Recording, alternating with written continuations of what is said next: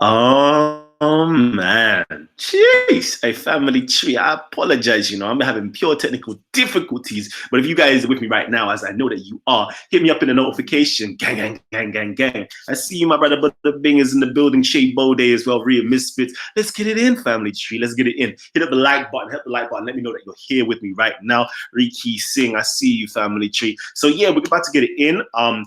If you didn't see and you missed out, we did like a little pre-show. I kind of buzzed and hyped it and so forth.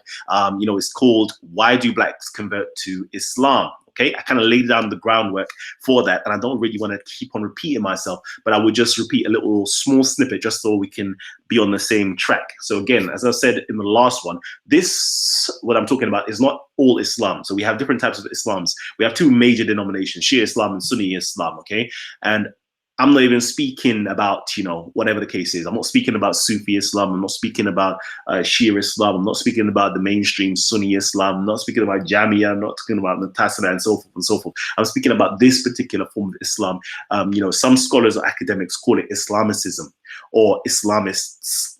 I'm talking of Islam that you technically find within inside of the Salafist school of thought. I'm not saying all Salafis fall into this. Well, it's technical, but right now I'm not focusing on the whole of Salafia. I'm only focusing on one particular subsection within inside the Salafia movement, and this is the denomination. No, sorry, the sect that people like Abdul Hakim, Omar, and other brothers that you may have seen at Speaker's Corner belong to. Okay, I'm going to speak on this particular sect right now.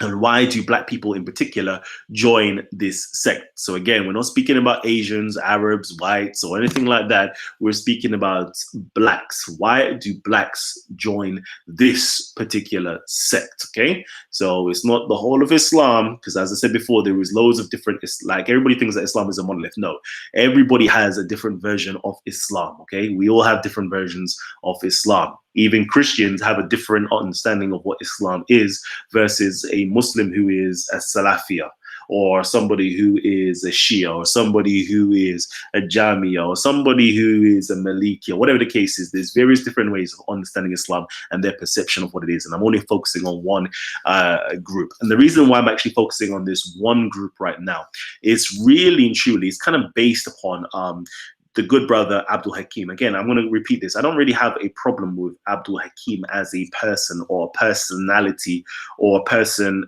in terms of their characteristics and who they are. Quite clearly, I'm opposed to his ideology. I'm opposed to his ideology, and that's about it. Apart from that, I haven't seen that much that I can point my finger at to say, okay. What I can say is his ideology that I'm particularly opposed to. And, I would say he has a very good demeanor and characteristics. I saw a video and I was like, look at that.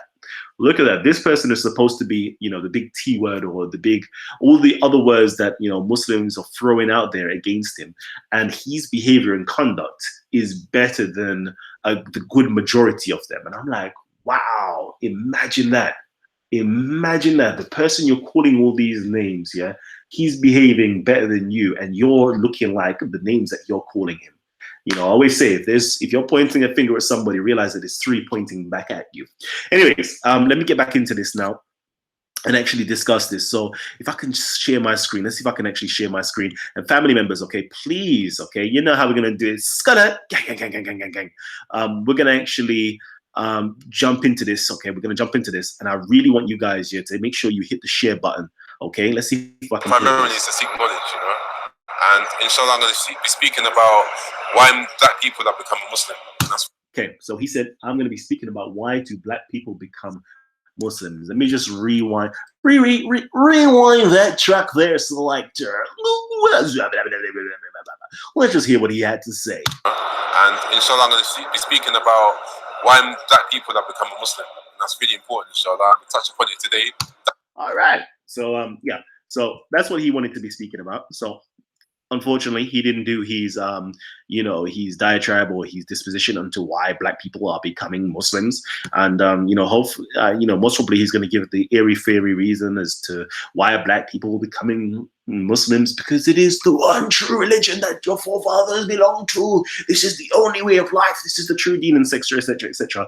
No problem. I hear you. I hear you. That's beautiful to hear. It's really fluffy to the ears and so forth. But I'm going to give you the realness, okay, as to why people are actually falling into this. And before I said it in the previous video, I said that the reason why a lot of black people are actually, you know, ascribing to this version of Islam is because they are literally, you know, lost, poor souls who are suffering from an identity crisis. I'm going to do that again. Lost, poor souls suffering from an identity crisis. All right, that's the major reason as to why this is actually happening. And I said before in the previous video, it's because our elders failed, you know, these individuals. These individuals were supposed to be, you know, the warrior class of, you know, the so-called ethnically black, or the Afro-Caribbeans or the African Caribbeans of this generations living in Britain. They were supposed to be the soldier class. They were or the warrior class. They were supposed to be the scholar class. They were supposed to be the activists. Okay, but unfortunately, something happened where our elders weren't in place when the 2000s licked. They weren't put in place. And other people, other groups, other cultures outside of ourselves were in place. When those twin towers kind of collapsed, that was like a wake-up call. I'm not promoting or saying, yeah, twin towers collapsed or nothing like that. So please get that out of your head. It was a major turning point. It was a major catalyst within sort of the history of the world, okay, where such a big symbol and icon had fallen, and that kind of shifted people's paradigms, or shifted, you know, their awareness, and kind of woke them up as to rah. Okay, there was a particular shift that took place, and unfortunately, our elders weren't put in place to kind of groom them and educate them into what is it that you should be doing? What is your purpose? What is your role? What is the function of you as a person to be producing into the world? They weren't there for it. And other groups of people were there, you know, dawah tables. Yes, you know, gave them a sense of direction, gave them a purpose, gave them something, a sense of belonging and so forth to now go into. And, you know, fair dues. I'm not gonna, you know, knock that. Like, you did what you had to do. You did what you had to do. But yeah, family tree, can I get you guys, yeah, to please, yeah, hit the like button, let everybody know. Again, I'm saying, yeah, let everybody know that we're live right now on Titans TV, okay? We have near enough to 100 people tuned in right now, yeah, and we've only got a little just a little order, like 4 people like button. So if I can get some love from you guys, yeah, and hit the like button and show us that you're really here to support. You know, I've seen in the last one, we had pure little dislikes here coming in from the trolls and the haters, and we all know where that's coming from. But please, show us your love, show us your support, and let's get it actually in, because I will need it. I actually need your support, family tree. And of course, if you don't want to actually, who's that right here? Kaba Nepti Unct says, shout out to Titans TV. Support real information, family. Peace to brother Kalam. Yo, Kaba Nepti Unct, thank you for your donations. Thank you for hitting the super chat button. For those of you guys, you know, please hit up the support, you know, get the supports in, man. I love that. I love that stuff. You actually keep us, you know, mobile and keep us doing what we're doing. So, I'm actually going to pull something up, actually. Let me pull something up. You know, ain't nothing like Titans TV if there isn't any sources or citations that I'm going to draw on. So right now, I'm actually pulling a source from Tariq. Okay? This is a very informative read if you guys have the opportunity to actually make the purchase and actually buy this book. It's called Egypt on the Brink. Okay, Egypt on the Brink, from the rise of Nasser to the fall of Mubarak. Okay. And over on page 122, he says something that's very, very interesting, okay? When it comes to this new age, or this new Islamic idea or ideology, or this new Islamic movement that's been taking place, okay? That's literally spread from the 90s. It literally spread across the UK and other parts of the world. But let's quickly get it in. It says here, notwithstanding its recent gains, the Islamic movement's main challenge today are internal. Over the past few decades, the Islamic movement was everything to everyone, okay? So now I'm going to show you, okay, what this particular you know, author had to say about those people who were attracted to this form of Islam, okay, and why they were attracted. It says here, it was an alternative social provider to the poor masses, an angry platform for the disillusioned young, a loud trumpet call announcing a return to the pure religion to those seeking an identity. All right, and I want to just quickly stop it there, because it carries on, and there is much more for other types of people as well. It gives them other outlets, gives them other purposes as well. But I want to stop it there on these 3 points. It says here, it's an alternative provided to the poor masses. So usually speaking, these so-called blacks, okay, or so-called Afro-Caribbeans or British Afro-Caribbeans who are attracted to this new form of religion, okay, tend to be at the bottom of the social economic ladder. They tend to be from working class backgrounds. They tend to be even from the poorer minority as well. Okay, these are the groups of people that tend to be attracted to this philosophy or to this new idea or new religion. They tend to be an angry group of people also. Okay, they tend to be an angry and disillusioned group of people. All right, so let's just put the mix in. You've got poor, angry, disillusioned, and also those who are seeking an identity. All right, those who are seeking identity. So you got poor, disillusioned, angry, and suffering from an identity crisis. All right, and generally speaking, in the UK itself, you have other people that who are attracted to Islam. They tend to fall into that same category as well. They tend to have, how can I put it, problems with authority. They tend to have a problem with the Western world. They tend to be disillusioned with their religion or where they're coming from or their background and so forth. They tend to be into conspiracies, or they tend to feel as though the whole world is lying. Okay, they tend to be very angry at heart, right? They tend to be that way. They tend to don't know who they are. They don't know who they are. All right, they don't know who they are. They completely lost their identity. And as a group of people,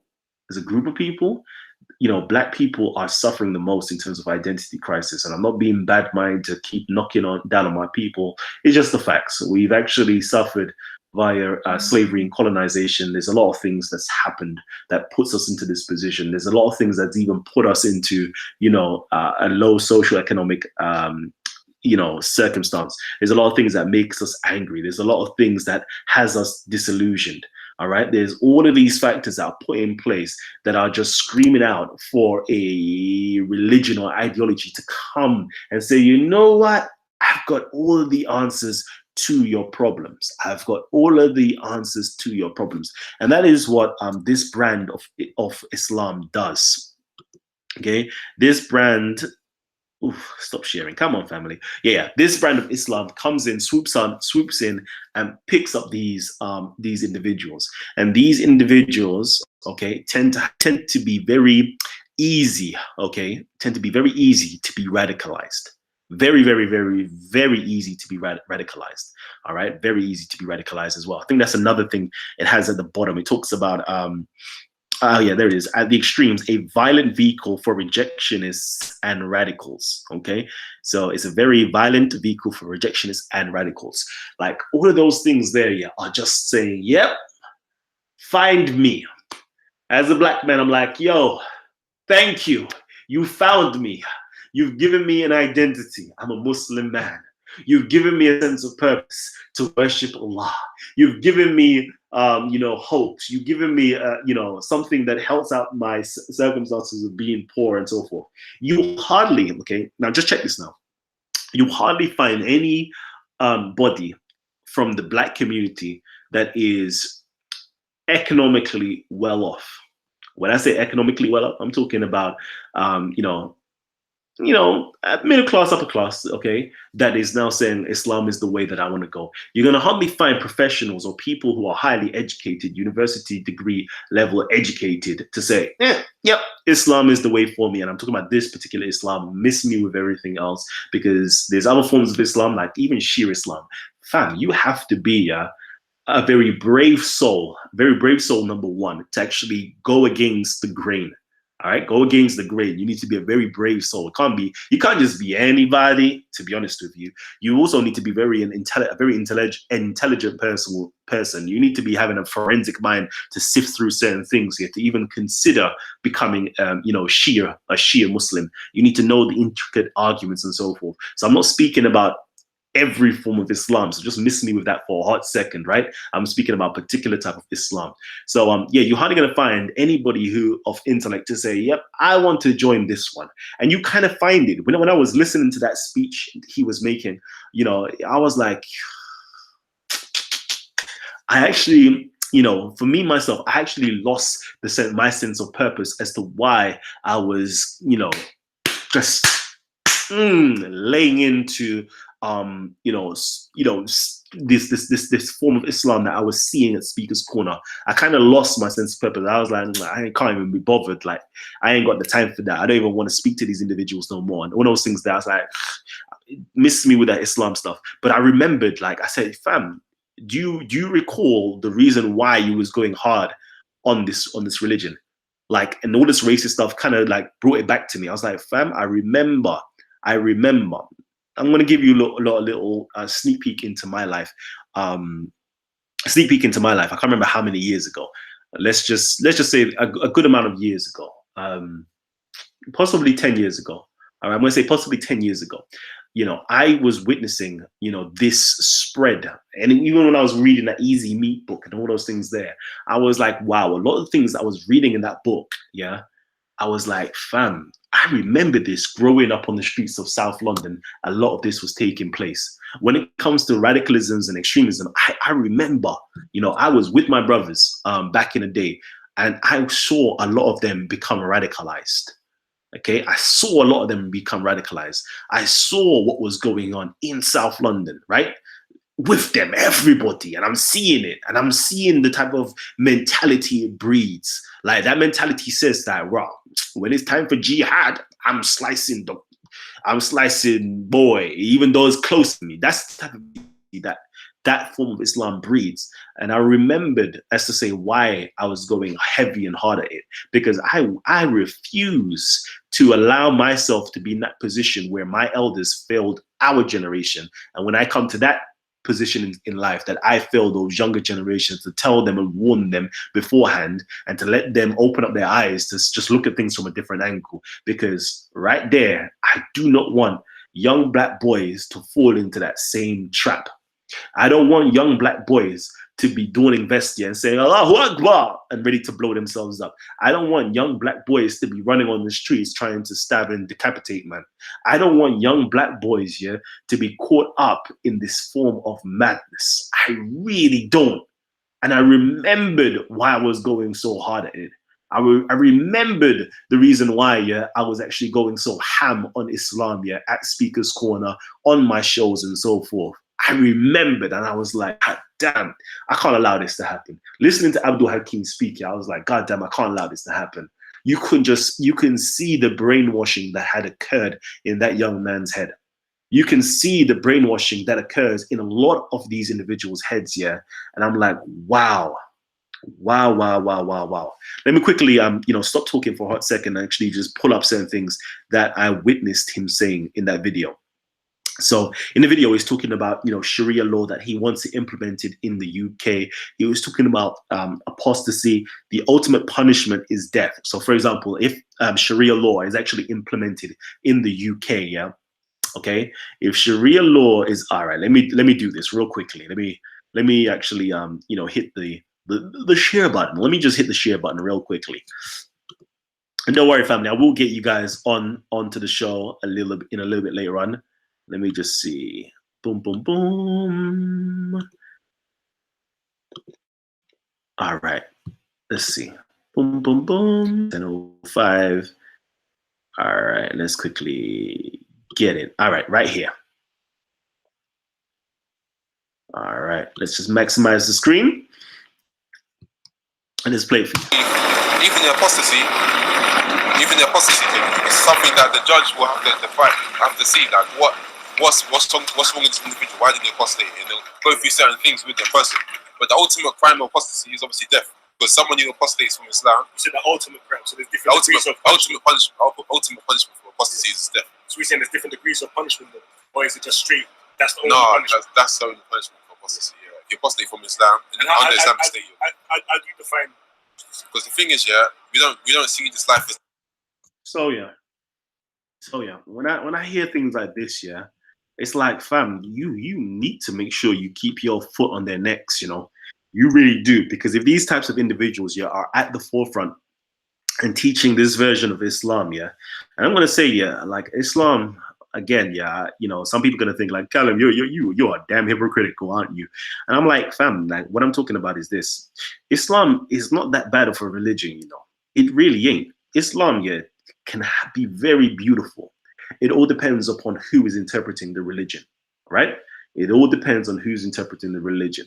I've said this time and time again. You can take the Bible; it's a very beautiful book, but you can find these obscure, you know, verses in there, and you can focus in on it and say, "This is what the religion is about: to smite the necks of the Amalekites." And all the people out there, they're Amalekites, so you must smite their necks. You know, ways there, you can have a warped, twisted mentality like that, and just focusing on a few, you know, verses, independent of context, independent of history, independent of all stuff, and just focusing on it, and let that be your religion. So again, I'm going to say Islam is not that bad as a religion, but it depends on which type of Islam and who is interpreting and who is giving it to you and what type of madness they do with it. So you know, again, so these individuals, yeah, they're cherry picking certain things, yeah, and they're coming across with this apostasy. And I'm thinking to myself, like, imagine people like Zachariah. Zachariah would have been dead off a long time ago, yeah, if Sharia really was in place. Like, a lot of us here would not be here to stand here to speak freely as we do every day, every time on Speaker's Corner or every time on our channels. That we wouldn't be free and able to do these things if these types of people are actually in power. And I would hate to see these types of people in power. Me personally, yeah, I've got ancestral memories, right? What I mean by ancestral memories, I have studied history and I've heard my own, you know, community like shouting, or my own, how can I put it? My own family tree and my own community ancestral grouping shouting out. And I'm thinking to myself, like, unfortunately, these individuals don't have that. They don't know themselves. They haven't been cultured, or they aren't cultured enough to know history and know their legacy and know what their community had suffered under this form of Islam. This form of Islam, yes, I'm going to talk about slavery. Yeah, this form of Islam went into Africa and started to kidnap. And I'm not going to say there was a slave trade going on. No, there was a straight kidnapping of little young boys and young girls. There were raids that was going on into you know, African communities. Yeah, there were even raids going on, yeah, in Muslim African communities, yeah, to literally pick up these individuals, to beat them, brutalize them, yeah, torture them, enslave them, to castrate them, and all sorts, kill them off, all sorts. Yeah, so I'm never going to forget what this form of Islam, okay, and the people attached to it did in the name of Allah. Okay, I'm not going to forget that. So you will never find somebody like myself here saying, yeah, I want to convert to your form of Islam, or I want to convert full stop. You're never going to find somebody like myself who knows themselves and knows their history. Unfortunately, a lot of these people who are converting, yeah, they don't know themselves and they don't know their history. If they knew themselves and they knew the history and weren't suffering from an identity crisis, they would not be thinking about converting to no rascal Islam. Just putting it out there. It's impossible. It's absolutely impossible. It's absolutely impossible that you would even consider such a thing. The only way is there. Impossible. I don't even want to go into gravity of it. It's absolutely impossible. But let me quickly continue, because there's a few things I actually wanted to touch upon before anything else. And I was listening to him speak as well, yeah. And I'm thinking to myself, like, you don't even know how brain dead, yeah, you actually sound when you say certain things. Let me actually just pull up certain things that he was saying in the video. Let me pull it up. We all can be criticized, baby. Yeah. Anyways, you lot already know. You lot can feel free to criticize me any day you want. I don't really mind. But I'm going to have to speak my mind. Boom, boom, boom, boom, boom, boom, boom. All right, let's get it. All right, let me put it here. Let me put it here. Da da da da da. Da da da da da. Let's get it. All right, right here. Play this. Play that track there, selector, please. That action itself was Islam, meaning that it's Islam. Basically, Islam is the definition of is to do something that Allah told you to do, to submit to Allah, even though it doesn't make sense. Jesus, Jesus Christi. Rewind that one last time. Do something that Allah told you to do. No. Rewind that. Islam is the definition of is to do something that Allah told you to do, to submit to Allah, even though it doesn't make sense. Even if it don't make sense. And I was so glad, yeah, that content, yeah, Leon, yeah, was screwed on, yeah, to say, hold on, my youth, that don't make no sense. That's the definition of Islam. See that that's Islam. So if you're not ready to do that, then that means you're not ready to embrace Islam. But but everything in Islam has a wisdom behind it. And obviously, I can't eloquently tell you. I haven't really gone into details about the apostasy law. That's something maybe I should go into more, because it's a very good question you raised, but about the wisdom behind it and stuff like this. Because imagine if it was anyone else, like listen to content speak real quickly. Give thanks to content right now. Coming from Allah, coming from God, so obviously man ain't gonna challenge that, innit? If you're a believer, innit? Yeah. But imagine someone telling you to do something that not even that you don't think is right, that you think is wrong, to murder your own son, but to do it because to have faith in me, or that I know what I'm telling you to do is right, and you're gonna go along with something that you think is wrong yourself. Oh no, man, it's like it's a test, isn't it? This whole life is a test. You know, on the day of judgment, we'll be all faced by Allah, we'll all be judged. Yeah, we're limited human beings, isn't it? Obviously, but at the end of the day, there is a creator. There's no hiding behind that. Jesus Christi, Jesus. Again, yeah, this is why I say, please, like, some of us here, we really need Jesus in our life, you know. We really do. We really do. Like, please, churches, yeah, churches. I'm not no Christian yet, but at least, please, churches, yeah. Please, I beg of you, yeah. As long as we have black people, okay, being religious and still attending churches, yeah, please, I beg of you, educate them in their faith, educate them in their Christianity, okay? Let them don their garments, bruv. Let them have their sword. Let them have their shield. Let them have their belts, all right? My Hebrew Israelites even.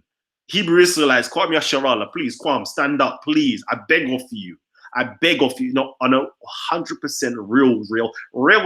I beg of you, yeah? I beg of you, okay? Before, yeah, you allow your flock to go out, okay, out of your courtyard. Please educate them. This is what's lacking, and this is why your churches are failing right now. You don't realize that we've stepped into the information age. We've actually stepped into the information age, and emotions and faith is not cutting it anymore.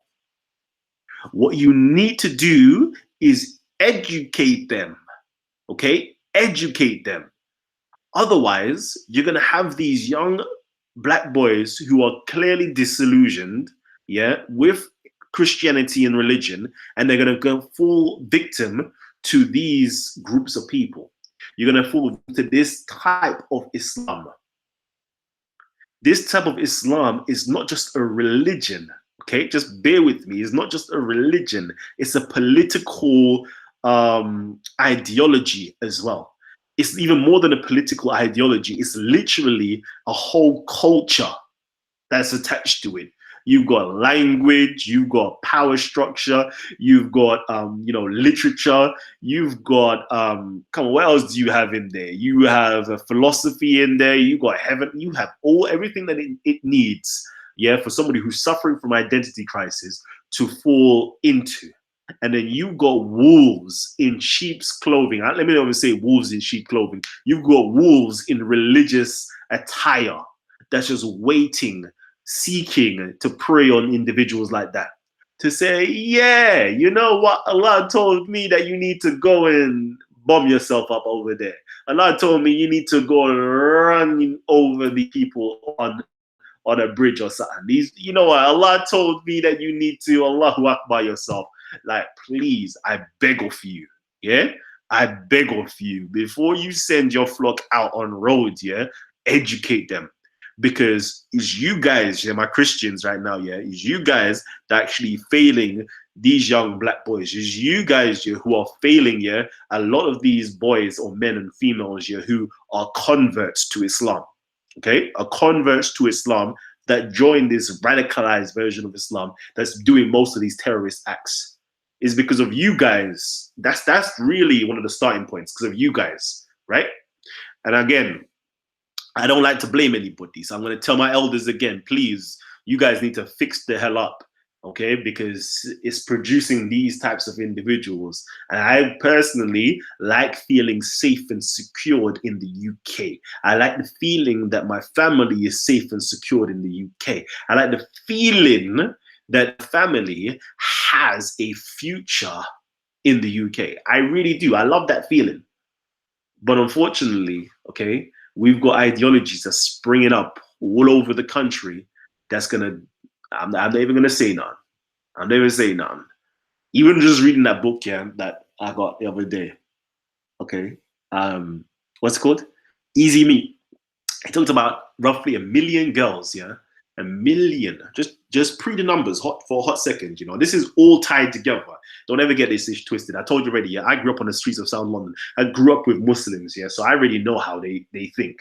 I already know, and don't tell me that some of these Muslims, yeah, you know, Majnun as it is, yeah, they do believe that they are doing a form of jihad, yeah. They are believing, yeah, that these individuals, yeah, what their right hand possesses, yeah. Don't get twisted. They are thinking those ways. They are thinking that it's permissible, yeah, that this is a form of jihad by taking these white girls, yeah, and pimping them out, and they're their property, and then trust me, this is the way that they justify it in their minds.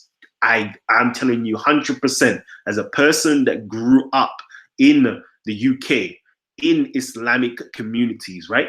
Going to masjid, going to mosques and so forth, yeah, I know how people think, bruv. I know how my brothers here speak and think. Bruv, I'm telling you now, I've got tons of brothers here can testify to you right now, yeah, to say, listen, one of the reasons why I'm Muslim is because I heard Kalam speak back in the day. And I said, yo, I'm joining Islam. And I know the way that these people think, bro. So don't ever get it twisted. And I got brothers here that are in the road, street hardwood, doing crime, yeah. And they're Muslims and they go masjid on Friday, Jummah, religiously. When it's time to pray, they pray religiously out on the roads, midway during a job, they're praying Allahu Akbar, bro. And they're doing the most amount of haram. And they know that they're doing haram, but it's like, Allah forgive me, yeah? Trust me, I know the mentality. So just think it for a hot second, pre for a hot second, yeah? How they justify it. And the records say, yeah, that there could possibly be up to 1 million girls within the last 25 years that's been affected by these grooming gangs that are literally, you know, sex slaves. Just 1 million girls in the last 25 years. Transatlantic slavery. Do you know the numbers of that? Roughly 11 million over a period of 250 to 300 years. 250 years? 250 years? Yeah, let's say 250 years. There's about 11 million people, okay, that was transported from West Africa, Central West Africa, over into the Caribbeans and Americas and so forth. 11 million over 250 years. But in 25 years, 25 years, yeah? 25 years, okay? You could have possibly 1 million girls that have been affected. 1 million girls that have been affected by this so-called sex slavery that's going on. Just pre the numbers, just pre if there was a full 250 years of this occurring in the UK, and see if the figures won't reach that of the transatlantic slavery. I'm just saying, I'm putting it out there, innit? I'm just putting it out there. But don't mind me in it. Don't mind me. I'm just throwing stuff out there. But don't mind me. Anyways, let me actually get back into this. So I was watching this video today and I was thinking to myself, like, can you imagine the concombility of what this brother is saying? He hasn't read all of the Quran, okay?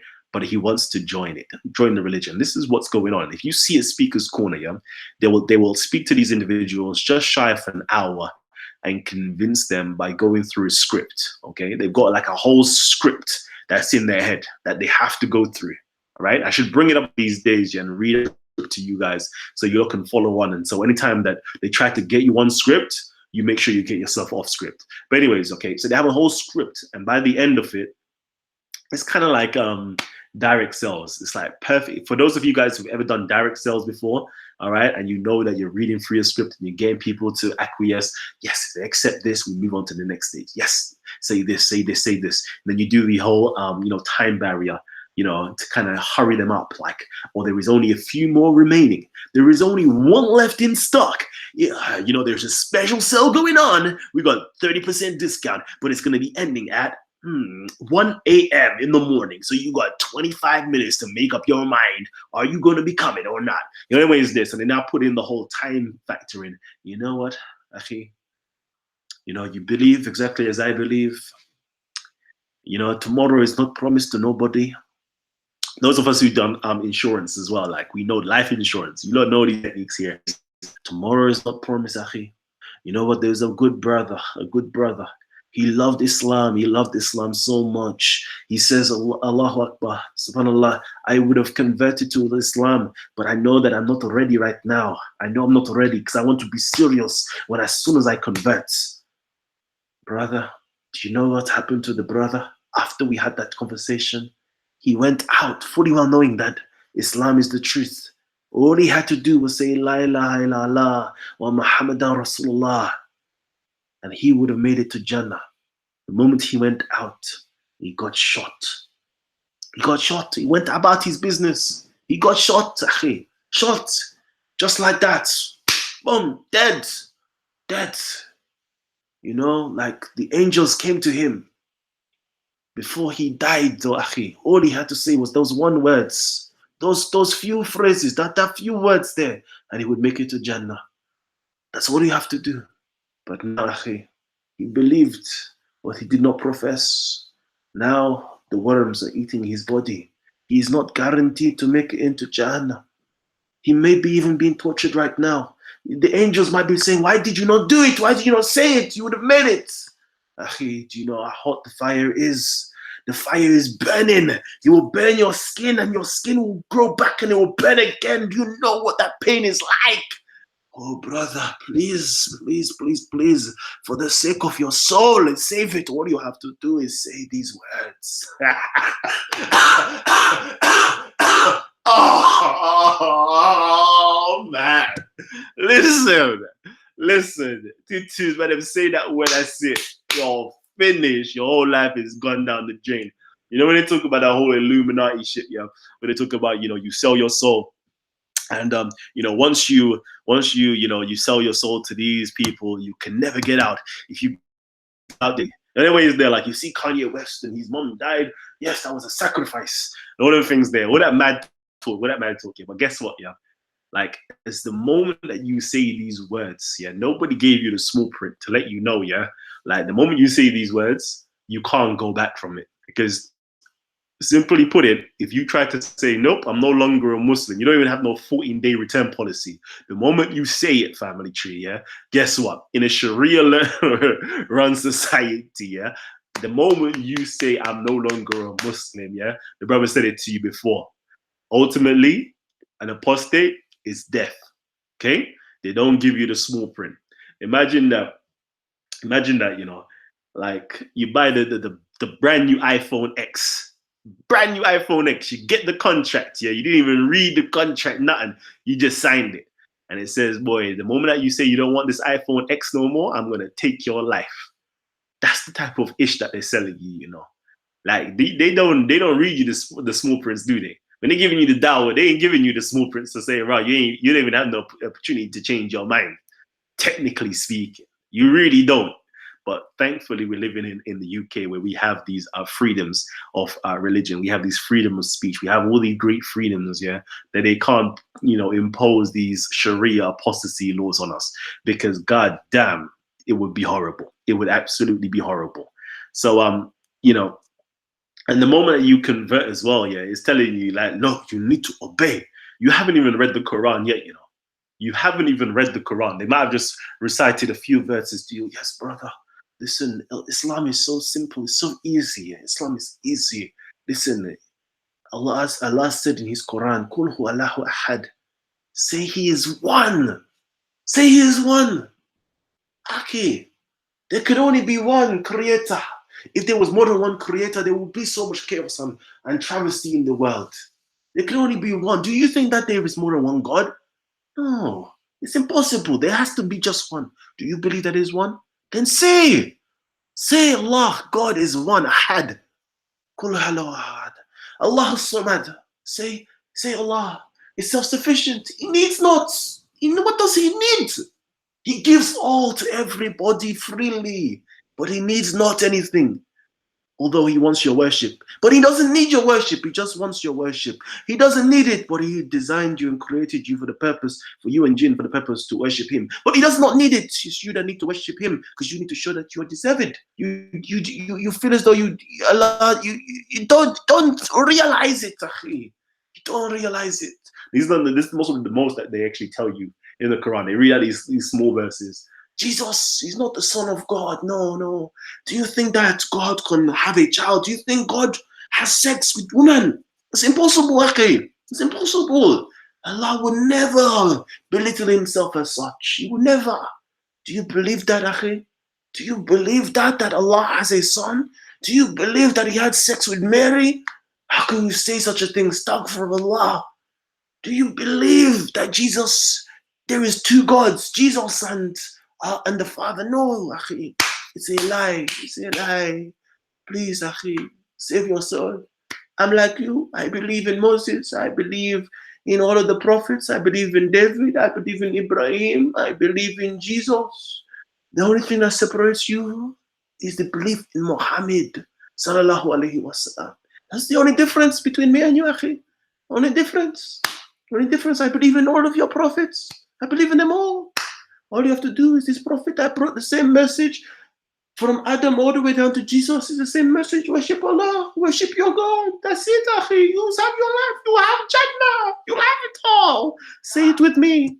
Anyways, so I'm having good fun just catching some real jokes here. But love me, family tree, you know. I swear, if I wasn't Imam, yeah, I would get paid the most, B. Because you know how the brothers be like, subhanallah. Okay, every time I hear you talk about Salah, I just cry. Anyways, yeah, let me actually, I need to stop, yeah. I'm having too much fun by myself, yeah. This is how you know, yeah, I have a very sad life. No, I'm joking. This is what happens, yeah, when you have children. You know, you get to have fun. You get to have fun. You get to let yourself, you get not to take yourself so seriously. Man, them will be like, that's how I know you don't have no children. If you do have children, you're not in their lives to look after them and to have fun with them, to play with them, and to be silly. But anyways, yeah, family, if you're not going to need some questions, yeah, because I know I've gone way off track, yeah, I'm actually going to invite you guys on. Come speak with me, yeah, come jam with me, come talk with me, and let's get it in, yeah. All right. So where are we?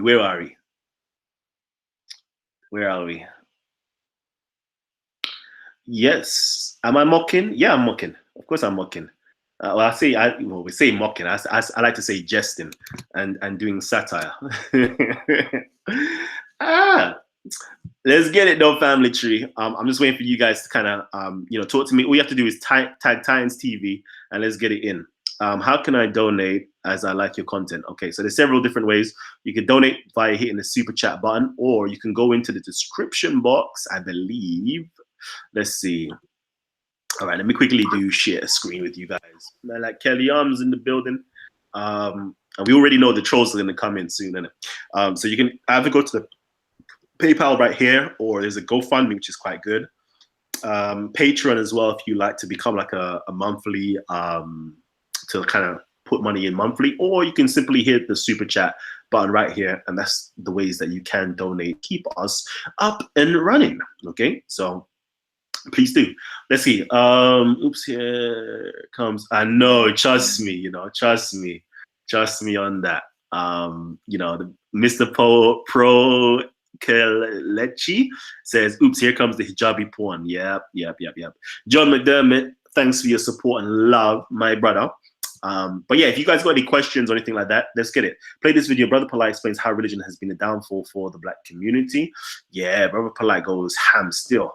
Why do Muslims or even the Quran not understand we believed Christians and Jews? All right. So if you guys, if you guys have any questions or anything that you like to discuss, all right, please drop me a question. Drop me a question by simply dropping me a question and tagging Titans TV. I'm actually going to try my very best to actually put the link inside of the description box. And as soon as I put the link in the description box, we already know. We already know what's going to happen, right? We already know. But I want to make sure that it's interactive and you guys get to have some fun with me. Okay? And you just do it. So yeah, Kellyanne, what's good, my brother? Talk to me. What's happening? Hey, Kalam, what's up, man? Can you hear me? Yeah, I can hear you, King. How you doing, man? Are you okay? Yeah, I'm good, man. I'm good. Nice. Hold on, man. Have you seen my email? I've sent you the last email. I believe so. Yeah, because the guy Steve Brown is very interested in you. He's also talking about child trafficking stuff. Have you watched some video? Because you asked me to send some of them, right? I've sent a lot of them, but they all like short playtime. Yep. I've seen. Well, to stay on topic and not to get off topic. All right. Yeah. Well, the past show you were talking about. It was a very interesting show, and we were talking about it was an Asian issue or an Islamic issue. Well, and Sauer had put some interesting points on it as well. He said the culture of black culture that doesn't have that psychology, and the psyche kind of like the Muslims have. They are not really like into these customs. Like they have to chase the women so hard, like the Muslims do, that they have to cover themselves up. Like that's an African culture is not as worse as in the Asian culture, right? So yeah, what I was thinking about that perspective, that was interesting to me.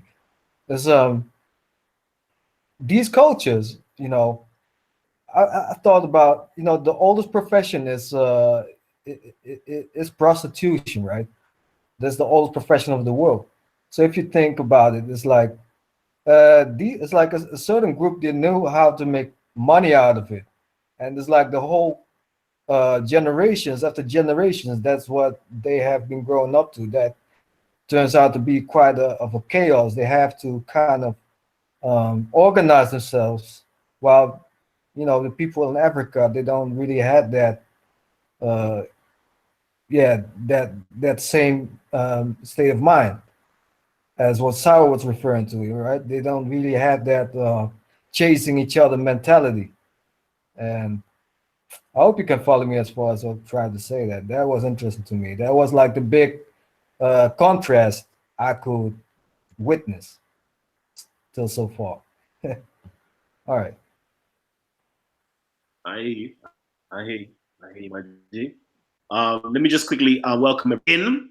Before I actually welcome everybody in, can I get you guys to hit the like button, man? We got over like 200 people tuning into the show, yeah.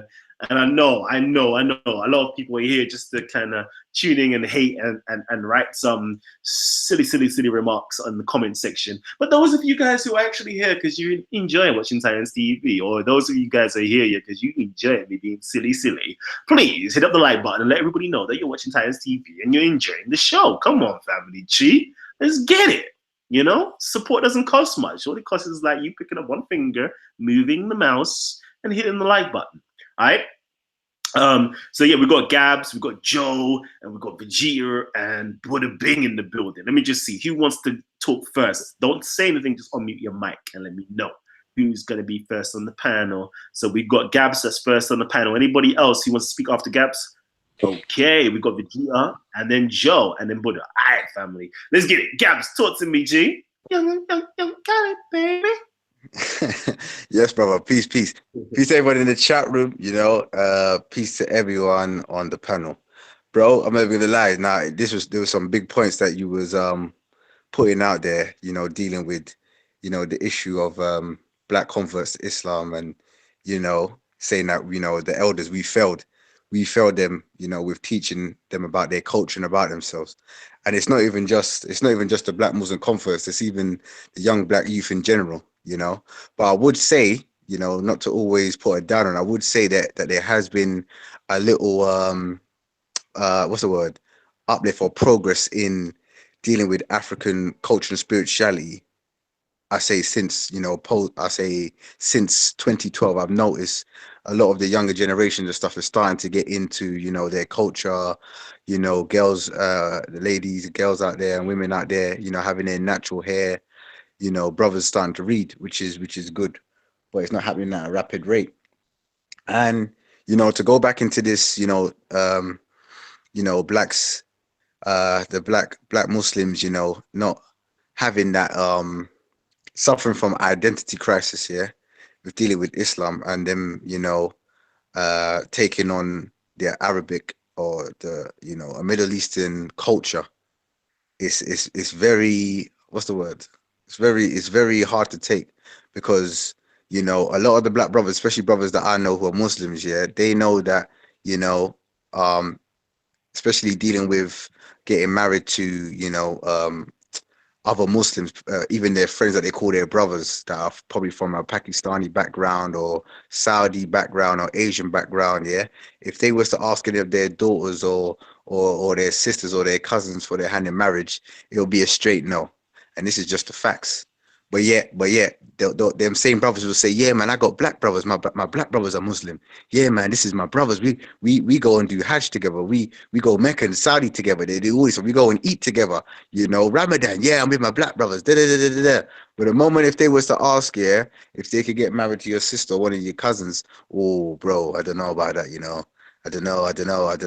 You know, everybody's turning their back, and this is just the facts. Do you know what I mean? And also, you know, another big point that you can tell that we're dealing with another people's culture. Another bit, and this has always been a question that's been funny to me. They say in Islam, yeah, I think it's in the Hadith or the Quran, Allah sent how many messages to how many nations? How many is it again, brother Kalam? There's been a messenger sent to over. Yeah, so the general tradition in Islam, although it's a fake tradition, okay, it's a fake tradition, but the general you know, talk and the consensus amongst Muslims, and you hear all the time, although, you know, anyways, let me just tell you what they say, although it's not true. I'm going to quickly say it's a fabrication, it's not true, but they say it anyway. Okay. You know, there is over 24,000 nabis, prophets, and 313 or 315 messengers. Yes. Okay. So that's what it says. Yeah, I know. So, and this is what I've heard, and this is the thing. Remember, the only reason why I bring this up is because this is what they tell us. You know, you see us at Speaker's Corner where we talk with these Muslims, and this is what they tell us. This is the information they give us when we're speaking to them. They say there's been over how many thousand messages sent to each nation. So everybody would have been Muslim. But I'm saying if there's been all these messages sent to each nation to give this message, the first question I want to know, was the message of Islam? That's the one. And two, where can we see that? Because, you know, we have so many different cultures, you know, different cultures in this world that we see, and how do you not know that the message that those cultures had? How do they not know that those were the messages that Allah or God gave to that culture? But yet they'll say that all these messages came and brought the message to all these cultures, but yet Islam, or the message that the Prophet Muhammad came with, is the right one and the best one, and you have to learn Arabic fully and understand the Arabic language to understand one of the best one. You have to, yeah, to understand the religion. Did you see what I'm saying? But yet they've been over how many messages sent to how many different cultures. But yet, if you want to know what Allah's saying, you need to understand the Arabic. You know, that's the one thing that confuses me. But that's all I got to say on the matter, bro. Oh, man. I don't know if anybody wants to jump on that, but I believe the next person is Vegeta, then Joe. Yo, assalamu alaikum, man. Yeah, I saw the question, Alaikum salam, man. why do blacks convert to Islam? You probably are referring to, you ain't referring to the Hausa people or Senegal people, because those people been Muslim for a long time, innit? They been long, don't people be Muslim longer than? Nope, we're not speaking about those individuals. If you watch the beginning of the show or even the last one, we're speaking about British Afro-Caribbeans. Yeah, Afro-Caribbeans, yeah. Now, Yep. you see, in Africa, one of the countries that was able to resist colonialism was Ethiopia. And I've seen in Caribbean, they respect Ethiopia. And the Rastafarian movement respects Ethiopia because they were able to resist. I don't want to use the term white devil. We just use the word Babylon. So they were respecting the people that was able to resist Babylon, right? And if you look today, you don't see Kemets resisting Babylon the way that Muslims are doing it. The most, I would say, the Muslims probably resist the with jihad and with the culture and with the belief system. They are able to resist the white devil better than anybody else. Yo, what you doing in the white devil's country then? That's got nothing to do with it. Yes, it has. Yo, Zello, How dare you come on here and say those kinds of things about resist the white devil? You're in a white devil's country, imbecile. Yo, chill. What do you mean chill? Hey, I yo, hear man. you talk. Yo, I hear you yo, talking let me like that. finish, You want man. me to chill? Yo, Zello. Finish what? Let me chill. What I'm saying is the question is, why do Caribbean people, black Caribbeans, accept Islam?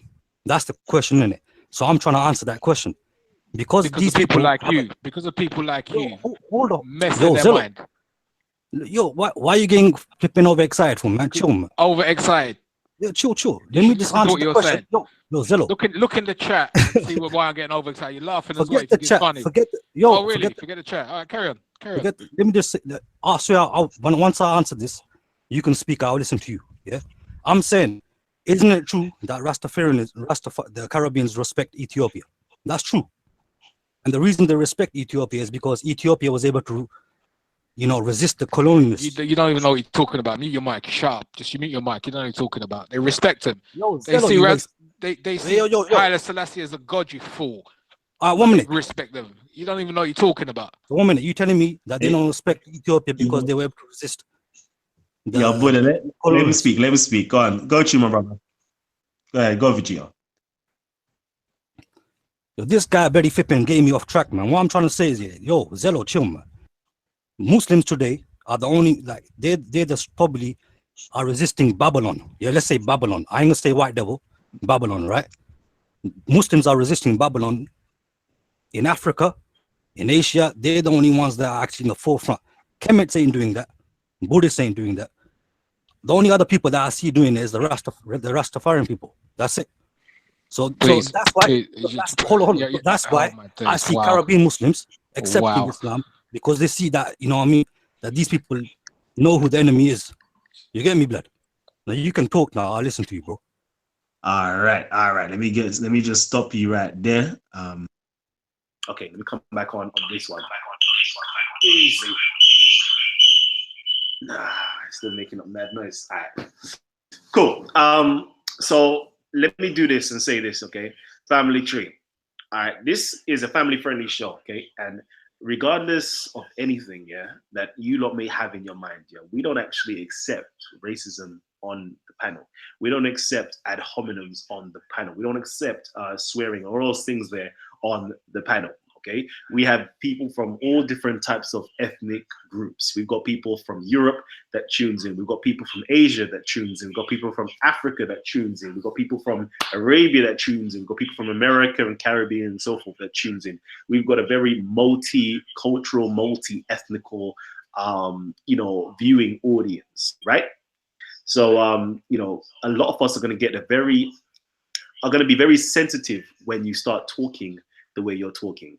I understand and I appreciate and I love you saying what you're saying, simply for our audience to kind of hear what other people out there are thinking. But at the same time, be very don't say things that's going to be offensive to people. But I want to hear the way you think. And I think our audience deserve to hear the way you think. All right? I like that. I want our audience to know this is how people out there are thinking. The same way when we have people that come on who are white supremacists that come onto the panel, I love it because I'm like, I didn't even know that people still think that way. I thought it was an outdated way of thinking, but it's good to understand that there are these ideologies out there, and it's best for us as people who are critical thinkers to ask these individuals the question, why do you think this way? And actually drill into it and kind of understand where they're coming from and hopefully change their perspective as well. But anyways, let's keep it going. Joe, talk to me, King. Yeah, peace everybody to the panel. Long time since I've been on. Hope everyone's doing well. So I like to say that what Kalam is actually saying is, I agree with him totally. And I think when we actually coined the term Thug Islam, I think we were quite on point there, because many of the factors that are the term we coined the Thug Islam actually apply here as well. And what Kalam just said previously in the show actually matched the criterion, because what he was saying is that these people suffer from some sort of psychological complexes, and that's why they join such quote-unquote hardline, militant, quite ultra-conservative groups. These people are usually from a low economic background or finding themselves. This is why we see some sort of cult behavior in the sense that they have uniforms, i.e. you have to wear a Arab dress, the Arab hat. You're not allowed to actually express your own individuality within their framework. Secondly, they have their own vernacular. For example, such as in gangs or wherever, you have your own codes. They have their own vernacular, such as akhi, and these all sort of Arabic terms, such as al-wala wal-bara, which for me, as a Muslim who doesn't come from that Islam that they portray, I've never actually used the word akhi. I've never actually used the word al-wala wal-bara. Those sort of terms are very peculiar. And another thing is this us versus them mentality, which expresses themselves again in a quote-unquote postcode culture. Which is us, we're the Muslims and they're the kuffar, or we're the righteous Orthodox Muslims and they are the people of innovation. And all these sort of intermix of factors that interplay between quote-unquote thuggish Islam and this quote-unquote militant hardline Islam that people like Abdul Hakim are actually portraying. Second thing I'd like to mention is that reason thing, where they said, we chuck reason in the bin. And this was the same rhetoric espoused by Imran bin Mansour, or otherwise known by Dawaman. Now, this was absolutely mind-blowing to me and shocking, because the first lesson I actually had with my teacher was what? The first thing that is necessary upon you as a student, as a disciple, is reasoning and thinking or rational speculation. And throughout our history, there's actually been this debate, and many people might not know this. So people, Kalam, have heard of Ibn Taymiyyah, and this is their main guy. Even though they ascribe themselves to the Salaf, the first 3 generations, they somehow hold this unwavering reverence for a man who came 600 years after Ibn Taymiyyah. So you have to question why, if they call themselves Salafis, why they revere a figure who comes much, much after the Salaf. Now, Ibn Taymiyyah had actually a massive debate within the Islamic world, and he was actually jailed in Egypt. And the reason was, he said that reason goes out the window and we just take everything as it comes on the tin. In opposition to that, we had Fakhruddin al-Razi, who's a massive philosopher and theologian in Islamic history. You can Google him. And he actually did a refutation of Ibn Taymiyyah. And he said that no, reason is primary. And he said if you were to critique, basically he was saying that it'd be self-refuting, because if you're using reason to come to Islam, then throwing it out the window, then that very same epistemic basis you have to accept Islam, you've actually destroyed the very same epistemic source. So it goes is self-refuting and circular. But yeah, so it's been a massive debate, and even to this day, this sort of interplay is happening where you have modern people like Abdul, who's seen as a outsider, whatnot, because he purports reason and rational speculation at the forefront, whereas we have these really Medina University influenced Arab Wahhabi Salafi influenced people who are saying no, we take it as a tin, and all this interplay of different factors come together to produce some toxic mess. Which this somebody else can speak. All right, thank you. Now that was sweet still. I appreciate that, Joe. Yes, all right, Buddha Bing. Let's get it, man. Let's get it. Lion. Yes, gentlemen, how are we doing? If I could address that Viagra guy. And also, Joe Alam, I believe you're a Muslim. Are you quite happy with what this Viagra guy's been saying? Yo, it's Vegeta, man, not Viagra, man. I don't need Viagra, blood. Come on, man. It's Vegeta, bro. Come on. Sorry, vagina. Could you? Hey,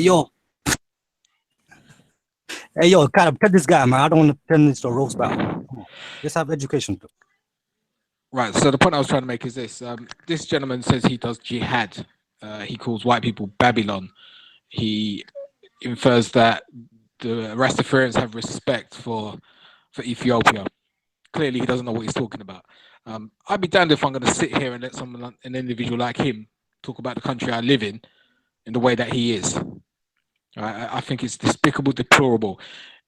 In fact, when we got people like Joe Aslam, who I would assume is a moderate Muslim and doesn't attack or not even condemn the things that are coming out of this imbecile's mouth, clearly we have an issue. This is where the issues come. They should be confronted wherever they're found. Yeah, it's people like him that go to the prisons and speak to people who are down on their luck, who are in a bad situation. The black people that are in prisons who are down on their luck and in bad situations that manipulate, groom. It's a form of grooming, and we don't know about the grooming situation, don't we? Yeah, it's the same sort of methodology and same sort of psychological ploys that are employed. What can I tell you? It's deplorable. Yo, can I just explain my position, man? I'm not talking about me doing jihad.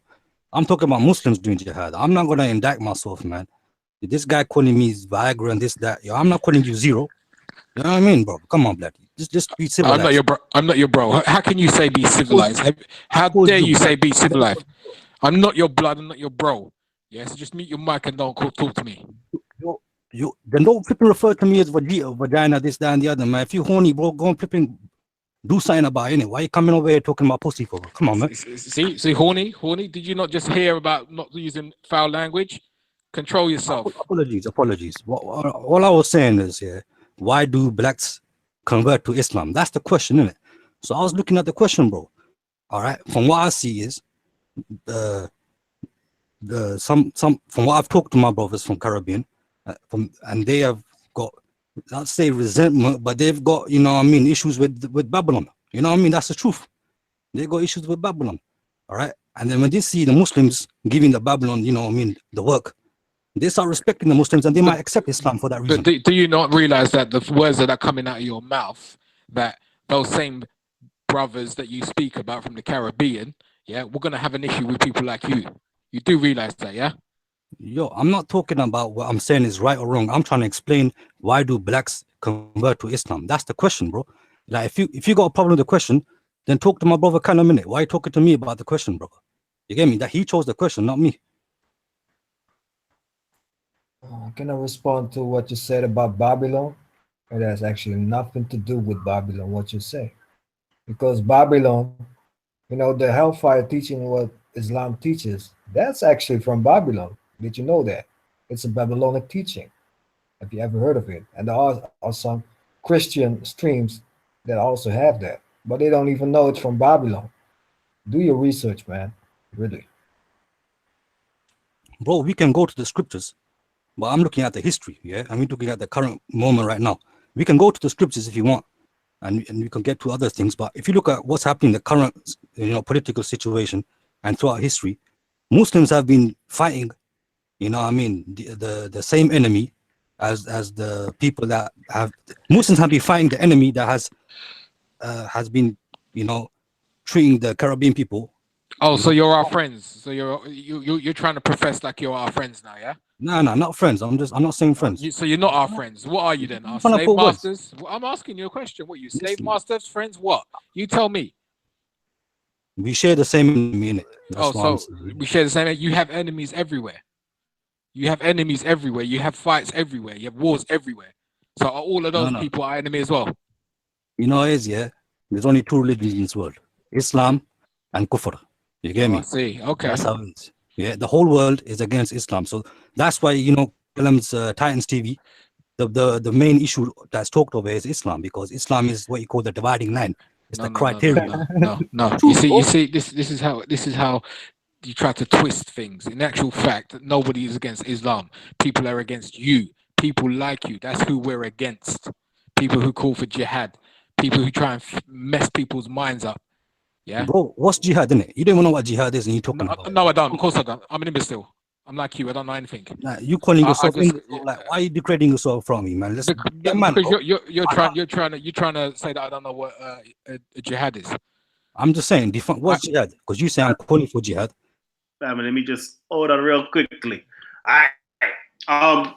What I'm gonna do is this, yeah. Chicks. What I'm gonna do is this, yeah. Is actually hopefully start up a new link, okay? Start up a new link where we can all join in and have a discussion, okay? The reason why I'm gonna do that is I realize that this topic should be a standalone topic, and everything else can kind of take place on another show. So let me know if you guys want another show to continue after this. I've literally just set it up right now, and it's called Conversion is a Form of Apostasy. All right, conversion is a form of apostasy. Let me actually post you guys the link, okay, of this new chat, because I already know that we're most probably gonna get hacked and all those good stuff there. So let's give you the new link, okay, which is right there. Don't worry, Megatron, I've got you, my brother. I see you. So what I want to do, yeah, is start up a new show, okay? If you guys want a new show, please hit the 1 button right now. Let me know if you want that new show. 1. And if not, then it's no new show, and then we just don't do nothing. So come on, let me know what you guys are saying. All right? Because we're gonna have some questions, we're gonna have some answers, we're gonna have some debates going on, and you lot are slow to hit the 1, yeah? All right, the 1s are coming in now. Let me just wait. I hit 1 as well, yeah. Say again. I hit the number 1 as well, but I can't be in the box right now. Just do one, mate. Forget hitting it. Just do one. So we're definitely going to do a new show. So if you guys can click on this link, yeah, okay, it's and it will take you over to the new show, which is Conversion is a Form of Apostasy. Let me just quickly share my screen with you guys. So it is right here. Okay, yeah, Conversion is a Form of Apostasy. Oh man.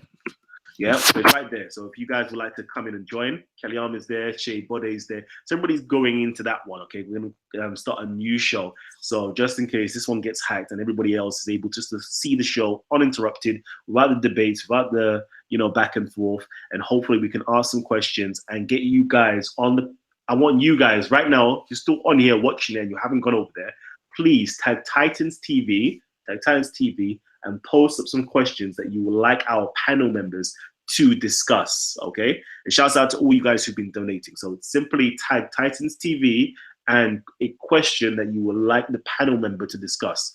We've got, we've got everybody here with us. So please type it away and then we can get it rolling. Let me see, family tree. Let's see, Answer, I see you, buddy.